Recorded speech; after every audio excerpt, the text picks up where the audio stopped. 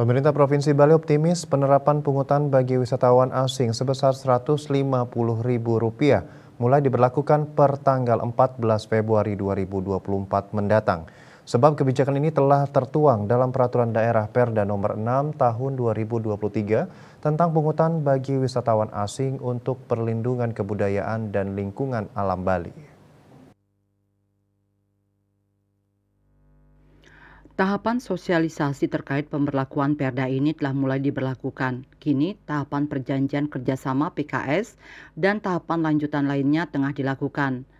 Kepala Dinas Pariwisata Provinsi Bali, Cok Bagus Pemayun mengakui optimis kebijakan pungutan bagi wisatawan asing akan berlaku pada 14 Februari 2024 mendatang.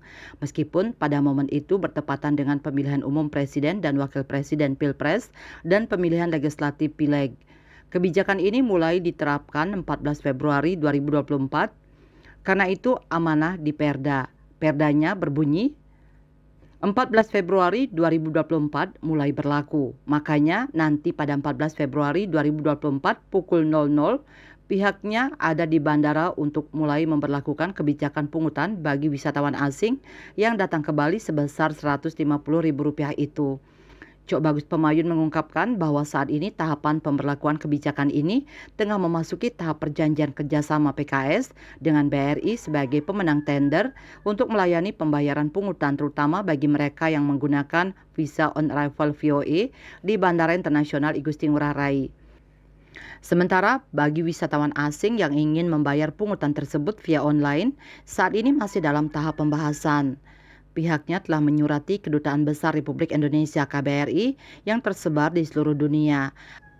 Hampir kurang lebih 169 KBRI telah disuratinya untuk memberitahu negara bersangkutan bahwa Bali akan memperlakukan pungutan sebesar Rp150.000 bagi wisatawan asing yang datang ke Bali. Selain itu, Kedutaan Besar Negara Sahabat juga telah disurati. Begitu juga telah menyurati konsulat yang ada di Jakarta dan seluruh asosiasi pariwisata yang ada.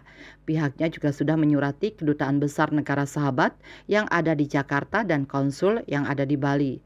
Kementerian Pariwisata dan Ekonomi Kreatif Menparekraf telah mendukung penuh sosialisasi ini, baik melalui media cetak online maupun melalui media luar negeri yang dimiliki kementerian. Winata Bali Post melaporkan.